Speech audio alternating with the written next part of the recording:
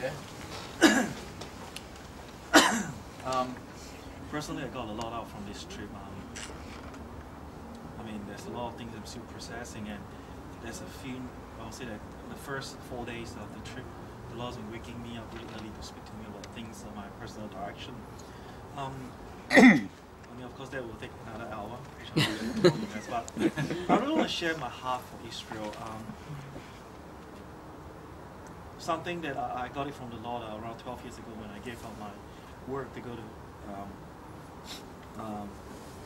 Australia to join YWAM, and the Lord began to speak to me about Israel, and I began to read a lot about Israel, and there are many times that I'll be praying for Israel, and there'll be, be crying and sobbing for Israel, a place I don't even know nothing about, and I do not know why, and over the years I've adopted Israel is one of the nations that I would pray regularly, and even my wife doesn't understand how I have the kind of relationship with Israel, and I don't even have a Jewish friend in Australia, mind you. It's really weird, and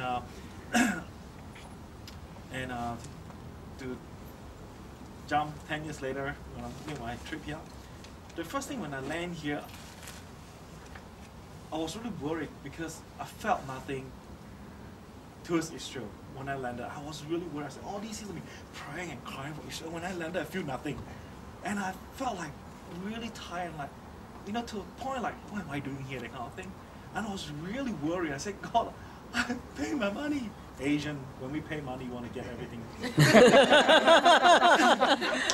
So it's like, bastard, God, please. And over the last 7 days, the Lord has been so gracious, sharing a lot of things about what are the things I can be doing for this nation, but more so have really restored my heart for these people. And as I was reflecting and I was talking to Cheryl about politics and the situation in Israel, I felt that well, my life, sorry, can get me emotional. For the last 9 months, my life has just been really challenging in terms of church and everything. Many times I've been pushed to corner. People will just put words into you. People will just corner you. People will just accuse you, falsely testify against you, and even bad mouth against you. And just so hard. And just don't know how to react. Yet you got to soar and press through. And reflecting on this journey of the last 9 months, and I felt the Lord saying to me, this is what Israel is going through, but you're going probably only 0.01%. And as I was talking to Cheryl about, Israel and how, on all the nations around them is always accusing them, picking on them. I can't help but to stand for Israel and, being biased at what Stephen said. And it's not because I'm biased just because I like Israel, because of injustice. There's so much injustice that's being done to this land. And people take it, or people say it's because of a bad management of Israel or bad leadership, or they deserve it for the matter. But somehow the Lord just said to me, really put in my heart that people will not understand this bunch of people or love these people until they see them through the eyes of the Lord. One of the things that really broke my heart for Israel 10 years ago when I was listening to, do you watch the Prince of Egypt cartoon? Mm-hmm. There can be miracles when we believe. Yeah. And the introduction song, if you watch Prince of Egypt, he's talking about slavery.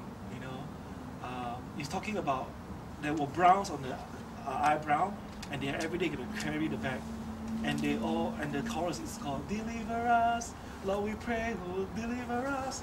And this song playback when 10 years ago I playback, I just can't help the presence of the Lord will fill the room, and I started crying for people of Israel because for God to deliver them where they are at.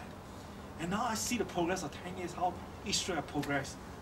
And just now I was in the bus, I was listening to the same song to see how I feel about the song. I just can't help to just be emotional again. That, the Lord says to me, yes, indeed, many have been deliberated, but now they need to open their eyes to be spiritually liberated. Look at the young people. You know, I was talking to some cooks and some young people. They just look so aimless, purposeless. There's no purpose in life. And that really stirred my heart, and I said, God, send your people in. Pour the spiritual wealth into this nation. You know, pour the natural wealth as well, riches to the people, and so the people can be equipped. And as Christians, I really want to share with you guys that prayer is really important, but at the same time, we need to put into action what we believe. There's no point talking about it and have a nice trip. We need to put into action, because if we say we love Jesus, we need to love the Jewish nation, because Jesus is a Jew. And we need to really put into action. And this is my conviction, and this is what I want to share with you guys. Thank you. Amen.